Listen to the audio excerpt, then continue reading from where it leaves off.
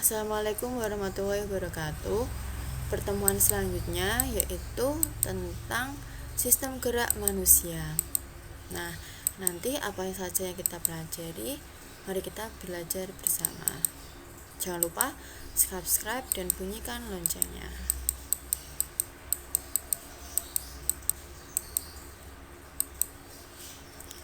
Sekarang, pernahkah kalian olahraga? Coba lihat gambar yang ada di sebelah kiri. Nah, di sini ketika kalian berolahraga seperti halnya berjalan maupun berlari, kita pasti menggunakan anggota badan kita seperti kaki untuk bergerak. Apa saja alat gerak pada tubuh kita? Nah, bagaimana terjadi gerak pada tubuh kita? Untuk menjawab pertanyaan di atas, mari kita belajar bersama. Sekarang, sistem gerak. Apa saja yang kita pelajari dalam sistem gerak? Yaitu dalam sistem gerak kita belajar tentang rangka. Terus kita belajar tentang sendi dan belajar tentang otot.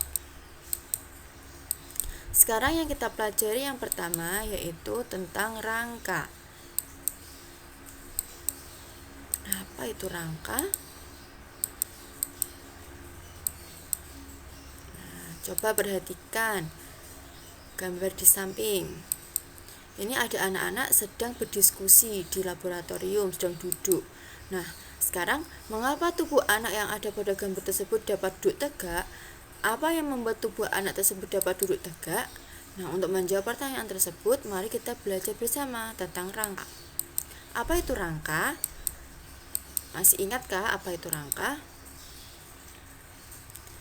Oh ya, sebelum masuk ke sini, rangka itu merupakan adalah gabungan dari beberapa tulang. Jadi banyak tulang itu disebut dengan rangka. Sekarang coba perhatikan tenda, gambar tenda di atas di sini. Nah, gambar tenda di sini memperlihatkan ada namanya kain tenda, ada tiang tenda. Saat kain tenda dan tiang tenda itu digabung, terus jika dibuka itu ditegakkan akan menjadi sebuah tenda. Nah, di sini seandainya kain tenda kita ibaratkan sebagai otot dan tiang tenda kita ibaratkan rangka, maka dari ilustrasi di atas kalian pasti tahu apa itu fungsi dari rangka tubuh manusia. Nah, sekarang coba apa saja fungsi dari rangka tubuh manusia?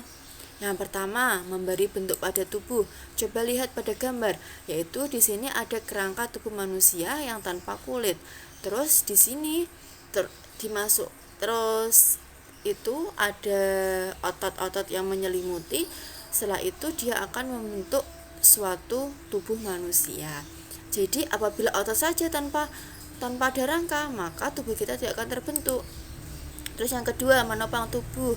Juga lihat pada gambar yang tadi. Apabila di tubuh kita cuma ada otot saja, tidak ada rangka yang menopang, maka tubuh kita tidak akan bisa tegak, tidak bisa duduk. Itu akan lentur sekali tubuh kita. Maka fungsinya rangka yaitu menopang tubuh. Melindungi organ dalam, seperti halnya jantung di sini. Jantung itu dilindungi oleh oleh tulang rusuk. Maaf ya. Jadi jantung itu dilindungi oleh tulang rusuk. Terus ada lagi otak dilindungi oleh tulang tengkorak. Terus tempat menempelnya otot. Pada gambar yang pertama tadi, dalam rangka itu juga digunakan untuk tempat melekatnya otot. Jadi mereka antara tulang dan otot itu saling bekerja sama. Terus sebagai alat gerak pasif. Jadi rangka tubuh manusia itu merupakan alat gerak pasif. Kenapa alat gerak pasif? Di sini rangka tubuh manusia itu tidak akan bisa bergerak tanpa adanya otot. Jadi yang merupakan alat gerak aktif itu otot. Kalau rangka itu merupakan alat gerak pasif. Terus yang terakhir yaitu tempat pembentukan sel darah. Di sini ada namanya tulang. Coba kalian pernah makan ayam goreng, yaitu bagian paha, pasti di situ ada tulang tulang paha yang besar. Nah, di situ sebagai tulang di situ akan membentuk sel-sel darah dari sumsum tulang. Jadi di sumsum tulang itu akan membentuk sel darah merah dan sel darah putih. Terus sekarang ada namanya sistem rangka manusia. Coba lihat di sini ada rangka manusia dari depan maupun dari belakang. Nah, di sini yang paling atas yaitu ada tulang tengkorak. Tulang tengkorak itu semua yang ada di kepala itu merupakan tulang tengkorak. Terus ada tulang selangka. Tulang selangka itu yang bagian atas 2. Nah, tulang atas yang 2. Terus ada namanya tulang lengan atas atau humerus. Jadi tulang lengan atas itu namanya humerus. Terus ada tulang pengumpil atau namanya radius. Tulang pengumpil yaitu tulang yang sejajar dengan jempol. Coba kalian raba tangan kalian sekarang, yaitu raba dari jempol, ikuti tarik sampai ke belakang, yaitu tarik. Nah, di situ bila kalian raba di situ yang sejajar dengan jempol merupakan tulang pengumpil atau radius. Sedangkan yang sejajar dengan kelingking yaitu tulang hasta atau ulna. Terus ada bagian bawahnya yaitu ada tulang paha atau femur. Terus ada tulang betis. Tulang betis yaitu tulang yang ada pada kaki yang kecil, namanya tulang betis atau fibula. Terus ada tulang kering atau tibia, yaitu tulang yang besar pada kaki yang besar termasuk, yaitu namanya tulang kering atau tibia. Terus kita naik lagi, di sini ada namanya tulang rusuk. Jadi tulang rusuk itu tulang yang banyak di sini. Jadi nanti ini di sini ada rusuk sejati, rusuk palsu, dan rusuk melayang. Terus di antara tulang rusuk yang tengah itu ada namanya tulang dada atau sternum. Selain itu pada bagian belakang tubuh kita ada namanya tulang belikat. Tulang belikat itu 2 yang berbentuk pipi, pada pojok-pojok 2 tulang belikat. Terus bagian bawah ke bawah, sebelum ke bawah ini ada bagian tengah yang belakang itu ada namanya tulang punggung atau vertebrata. Setelah itu bawahnya lagi ada tulang pinggul yang ada 2 bagian kiri dan kanan, yaitu membentuk seperti mangkok, ini adalah tulang pinggul. Setelah itu ada namanya tulang pergelangan tangan, yaitu namanya karpal. Telapak tangan namanya metakarpal. Sedangkan ruas-ruas tulang jari namanya falang. Jadi ruas-ruas jari tangan maupun ruas jari kaki namanya falang. Terus pada bagian bawah, setelah bawahnya tulang pinggul yang ada 2 yang bolong ini, itu namanya tulang duduk. Nah, sekarang ada berapa tulang pada tubuh manusia setelah dewasa? Setelah kalian hitung semua, kalian pasti susahan untuk menghitungnya karena banyak. Jadi jumlah tulang penyusun sistem rangka pada saat dewasa yaitu ada 206 tulang. Tapi perlu kalian tahu, saat kalian lahir atau saat kalian masih kecil, masih bayi, jumlah tulang kalian adalah 270 tulang. Di sini tulangnya adalah mengalami fusi. Mengalami fusi yaitu mengalami penggabungan sehingga jumlah tulangnya menjadi 206 tulang. Terus sekarang ada namanya struktur tulang. Coba lihat, pernahkah kalian makan daging ayam bagian paha? Nah, tulang pahanya seperti halnya dengan tulang manusia di sini, yaitu bagian paling luar yaitu ada namanya periosteum. Apa itu periosteum? Periosteum merupakan membran yang menempel kuat pada permukaan tulang. Periosteum terdapat pembuluh-pembuluh darah kecil yang berfungsi membawa zat makanan atau nutrisi ke dalam tulang. Jadi fungsinya di sini periosteum, karena dalam periosteum itu ada pembuluh darah kecil-kecil, makanya dia berfungsi untuk membawa zat makanan atau nutrisi untuk tulang. Terus setelah periosteum ada namanya tulang kompak, yaitu bawahnya periosteum itu nanti lapisan bawahnya itu ada namanya tulang kompak atau tulang keras, merupakan tulang yang mengandung sel-sel tulang, pembuluh darah, zat kapur dan fosfor serta serabut elastis. Setelah itu ada namanya tulang spons, bagian atas dan bawah yang berungga-rungga itu namanya tulang spons. Yang kalian pada saat makan makan tulang yang ada pada tulang paha ayam, itu ada yang saat kalian keremus itu ada yang bagian berwarna coklat. Nah, itu coklat yang ujung-ujung atas dan ujung bawahnya disebut dengan tulang spons. Yaitu rongga yang tersebut diisi oleh sumsum merah yang dapat memproduksi sel-sel darah. Jadi, dalam tulang spons tersebut ada sumsum merahnya. Setelah itu ada namanya tulang rawan atau kartilago. Coba kalian lihat pada gambar bagian bawah sendiri ada putih dua, ada yang berwarna putih dua, itu namanya tulang rawan atau kartilago.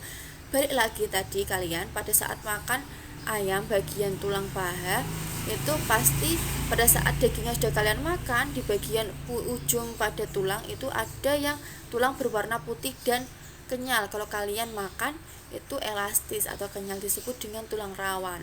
Di situ tersusun atas sel-sel yang dikelilingi oleh matriks protein yang dihasilkan oleh sel-sel tersebut. Tulang rawan merupakan lapisan tebal, lunak, lentur yang terdapat pada ujung tulang panjang. Jadi dalam tulang panjang ujungnya itu pasti ada namanya tulang rawan. Tulang rawan sendiri selain pada ujung-ujung tulang panjang itu juga ada ini, contohnya tulang rawan itu pada telinga, hidung, itu juga merupakan tulang rawan. Terus, sekarang macam-macam bentuk tulang. Ada berapa bentuk tulang pada tubuh kita? Mari kita pelajari.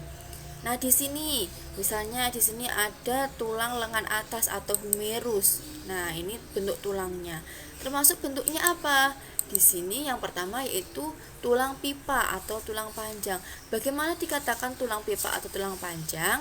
Yaitu apabila tulang ini berbentuk seperti pipa dan memanjang, jadi berbentuk silinder yang memanjang, makanya disebut dengan tulang pipa. Setelah itu, maaf di sini panahnya harusnya menunjuk pada bagian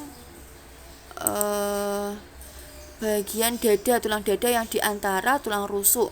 Tapi juga tidak apa-apa, di sini juga tulang belikat juga merupakan tulang pipih. Jadi tulang yang pipih yaitu tulang yang berbentuk pipih atau gepeng. Di sini tidak ada ruangannya, itu disebut dengan tulang pipih. Terus ada pada ruas-ruas jari kaki atau ruas-ruas jari tangan kita. Yang ketiga merupakan tulang pendek. Dikatakan tulang pendek apabila berbentuk sama seperti silindris kecil atau pendek-pendek, itu maka dikatakan tulang pendek. Yang terakhir yaitu pada ruas tulang belakang kita. Jadi ruas-ruas tulang belakang kita, contohnya gambarnya seperti ini, termasuk dalam tulang tidak beraturan. Jadi kita memasukkannya dalam tulang tak beraturan karena dikatakan tulang pendek, ya juga ada bagian yang tak beraturan, tidak bisa dikatakan tulang pendek. Mau dikatakan tulang pipa juga bentuknya tidak panjang, maka dikatakan tulang tidak beraturan. Terus sekarang ada yang terakhir yaitu perkembangan tulang atau osifikasi. Perkembangan tulang coba lihat pada gambar di sini. Di sini adalah tulang rawan. Pertama perkembangan tulang rawan yaitu di dalam tulang rawan ada namanya sel-sel tulang yang namanya osteoblast. Jadi osteoblast itu sel-sel pembentuk tulang. Osteoblast di sini akan karena mendapatkan nutrisi, mendapatkan makanan, dia akan berkembang membentuk osteosit. Osteosit adalah sel-sel tulang. Jadi nanti sel-sel tulangnya di sini akan berkembang, akan meluas dalam tulang rawan. Di dalam tulang rawan akan meluas di sini. Terus nanti akan membentuk suatu pembuluh darah. Terdapat pembuluh darah. Apa fungsi pembuluh darah tadi sudah diterangkan, yaitu fungsinya membawa mineral kalsium sehingga tulang menjadi keras. Jadi itu untuk nutrisi atau memberikan makanan pada pada tulang. Setelah berkembang lebih lanjut, maka tulang rawan tersebut akan menjadi tulang kompak atau tulang keras di sini. Di dalam tulang kompak atau tulang keras, ujung-ujungnya ada namanya tulang spons tadi, tulang yang berongga-rongga, yang berisi sumsum tulang. Udara. Nah, sekian. Terima kasih untuk rangka. Jangan lupa belajar lagi video yang selanjutnya yaitu tentang sendi. Terima kasih. Wassalamualaikum warahmatullahi wabarakatuh.